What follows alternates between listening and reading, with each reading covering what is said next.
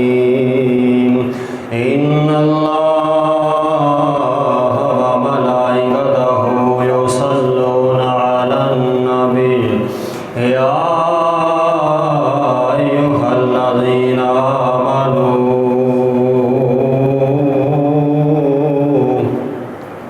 صلوا عليه وسلموا تسليما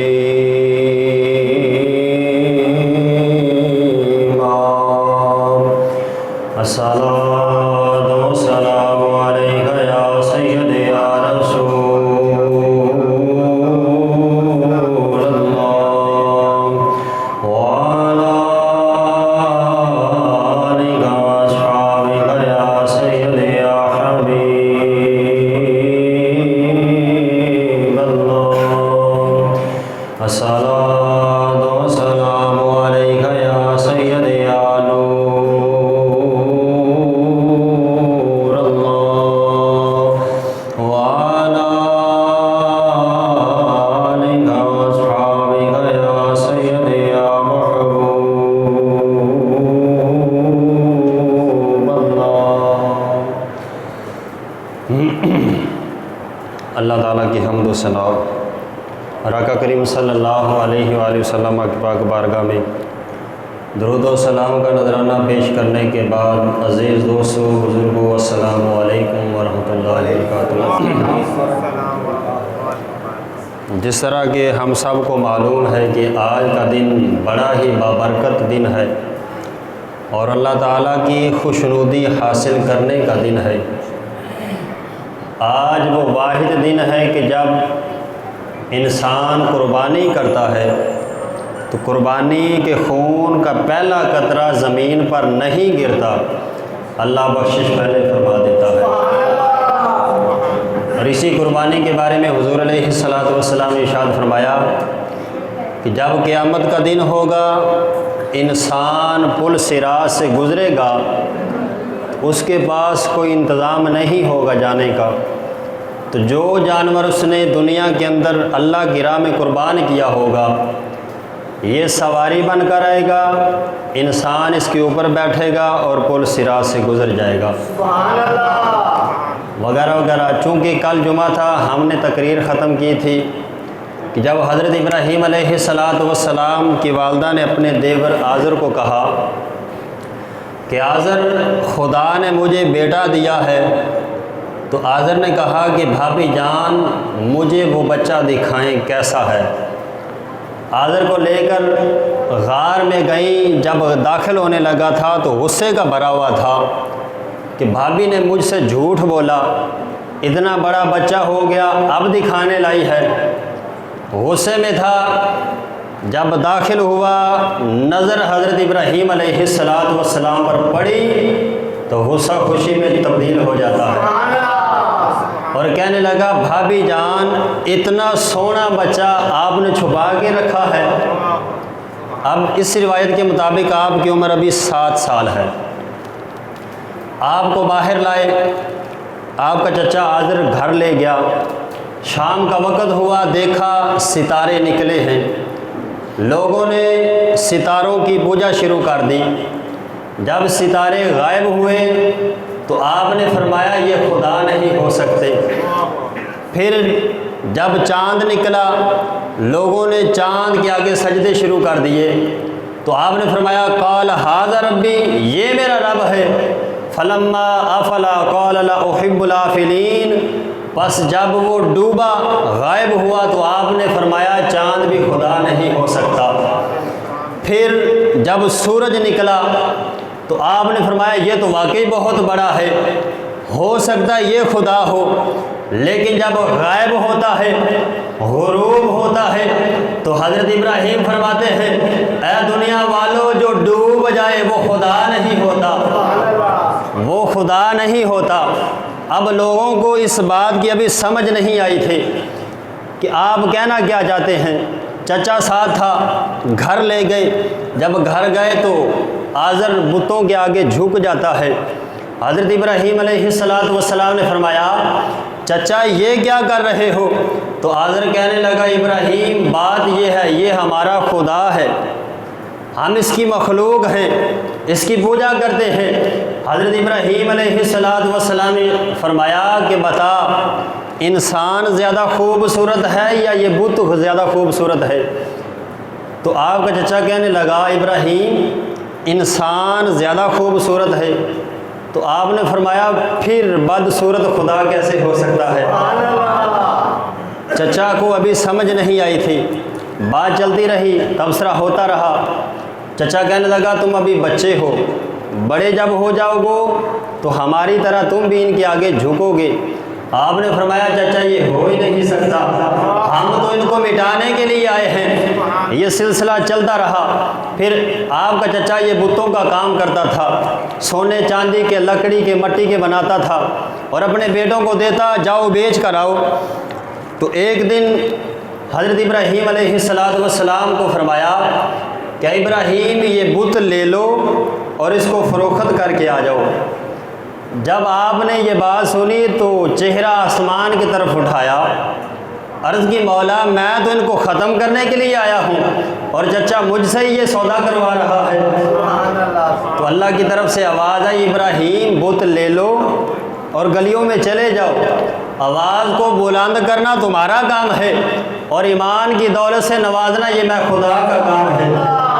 حضرت ابراہیم علیہ السلام آپ بت کی گردن سے پکڑتے ہیں، گھر سے باہر نکلتے ہیں، گلے میں رسی ڈالتے ہیں اور گلیوں میں کھینچنا شروع کر دیتے ہیں، گھسیٹتے ہوئے جاتے ہیں اور آواز لگاتے ہیں اے کائنات والو بت لے لو، ایسا بت جو نہ نفع دے سکتا ہے نہ نقصان دے سکتا ہے، جو تمہاری سن بھی نہیں سکتا، تمہیں سنا بھی نہیں سکتا، اور فرمایا جو جہنم میں جانا چاہتا ہے وہ مجھ سے بت لے لے، مجھ سے بت لے لے۔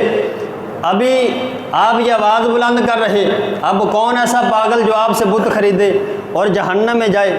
لوگ بت خریدتے نہیں، آپ گزرتے جا رہے ہیں۔ ایک عورت کے دروازے سے گزر ہوا، اس کی عمر بوڑھی عورت ہے، تو کہنے لگی ابراہیم ذرا ٹھہرو۔ آپ ٹھہر گئے، کہنے لگی ابراہیم بتا وہ تیرا چچا کہاں ہے آزر؟ آپ نے فرمایا مائی خیر تو ہے؟ کہنے لگی میں نے بت لینا ہے۔ تو آپ نے فرمایا بت میرے پاس ہے، یہی لے لو۔ کہنے لگی ابراہیم آپ ان کی مخالفت کرتے ہیں، ان کو برا بھلا کہتے ہیں، میں نے تیرے چچا سے لینا ہے کیونکہ وہ تعریفیں کرتا ہے۔ آپ نے فرمایا مائی جی آپ کے پاس پہلے بت نہیں تھا، آپ اور لینا چاہتی ہیں؟ مائی کہنے لگی ابراہیم تھا پہلے، چوری ہو گیا، پہلے بت تھا چوری ہو گیا۔ آپ نے فرمایا مائی جی جو بت اپنی حفاظت نہیں کر سکتا وہ تمہاری کیا حفاظت کرے گا؟ اب مائی ضد کر کے اس نے کہا نہیں مجھے آپ بتائیں، میں نے بت لینا ہے۔ آپ نے فرمایا مائی جی آپ بت لے آتی ہیں، وہ پھر چوری ہو جاتا ہے، پھر کیا کرو گی؟ کہنے لگی پھر میں لے لوں گی۔ آپ نے فرمایا پھر حتیٰ کہ آپ کو کوئی اٹھا کے لے جائے تو پھر کیا کرو گی؟ مائی خاموش ہو گئی۔ اس نے کہا کہ ابراہیم تمہاری باتیں اچھی ہیں، بتا میں کیا کروں؟ آپ نے فرمایا آ میرے اس خدا کی طرف جو سنتا بھی ہے، سناتا بھی ہے، دیکھتا بھی ہے اور نوازتا بھی ہے۔ مائی نے کہا ابراہیم بتا کہ تیرا رب کتنے پیسوں میں ملے گا؟ آپ نے فرمایا مائی جی میرا رب بکتا نہیں ہے، پیسوں سے نہیں ملتا، بس 2 جملے بولنے ہیں۔ پھر مائی نے کہا کہ بتا ابراہیم تیرا رب قریب کتنا ہے؟ مجھے مشکل آئے، پریشانی آئے، میں تیرے خدا کو پکاروں وہ میری مدد کو آ جائے۔ تو آپ نے فرمایا مائی جی میرا رب تیری شاہ رگ سے بھی زیادہ قریب ہے۔ اب مائی بڑی خوش ہوئی، اس نے کہا کہ ابراہیم بتا میرے لیے کیا حکم ہے؟ آپ نے فرمایا پڑھ لا الہ الا اللہ ابراہیم خلیل اللہ۔ مائی نے یہ پڑھا تو آپ نے فرمایا مائی جی اب ذرا نظر اٹھاؤ۔ مائی نظر اٹھاتی ہے، میرا خدا جنت کو سامنے کر دیتا ہے۔ تو کہنے لگی ابراہیم یہ سونے سونے باغات کہاں سے نظر آ رہے ہیں؟ آپ نے فرمایا مائی جی یہ باغات نہیں ہے، یہ خدا نے مومنین کے لیے جنت تیار کر رکھی ہے۔ پھر کہنے لگی ابراہیم یہ دنیا میں نظر آ گئی، جب مروں گی پھر کیا بنے گا؟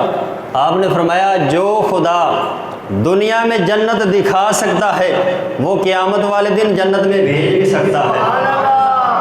اب مائی مسلمان ہوگی، پھر سلسلہ چلتا رہا۔ اس دور میں ایک میلہ لگتا تھا، لوگ میلے پہ جانے لگے، آپ کے چچا اور چچے کے بیٹے جانے لگے، کہا ابراہیم آؤ میلے پہ چلیں۔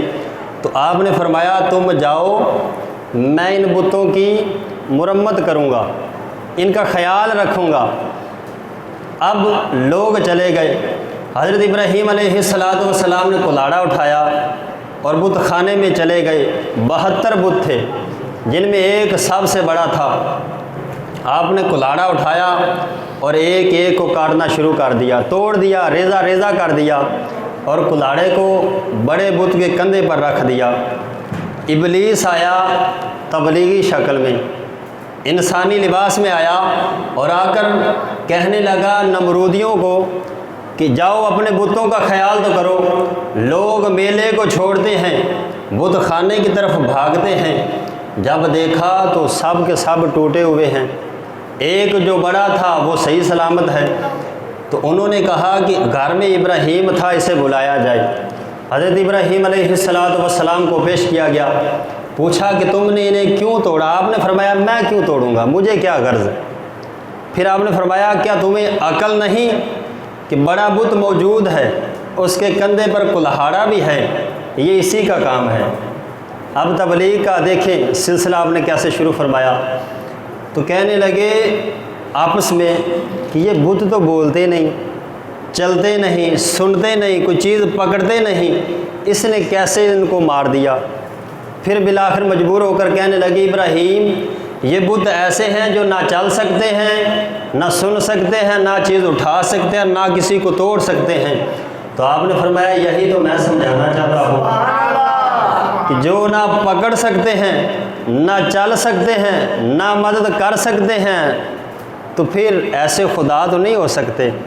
پھر انہوں نے پکڑا، نمرود کے دربار میں لے گئے، اور نمرود کا یہ سلسلہ تھا کہ جو آتا تھا وہ سجدہ کرواتا تھا، آپ نے سجدہ نہیں کیا۔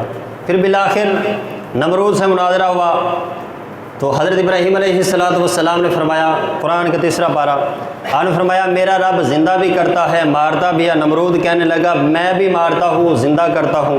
2 قیدی بلائے، ایک کو چھوڑ دیا جسے مارنا تھا، جسے چھوڑنا تھا اسے قتل کروا دیا۔ تو کہنے لگا میں بھی زندہ مردہ کرتا ہوں۔ تو آپ نے فرمایا میرا رب مشرق سے سورج نکالتا ہے، تو مغرب سے نکال، فبہت الذی کفر۔ اب نمرود ہکا بکا رہ گیا، حواس ختم ہو گئے، یہ کیا ہو گیا؟ جب یہ جملہ فرمایا تمہارے جنگوں میں لکھتے ہیں کہ اللہ رب العزت نے جبریل سے فرمایا جبریل تیار ہو جا۔ عرض کی رب کائنات حکم کیا ہے؟ اللہ تعالیٰ فرماتا ہے کہ اے جبریل میرے نبی نے یہ کہہ دیا ہے کہ میرا رب مشرق سے سورج لاتا ہے، اے نمرود تو مغرب سے لا۔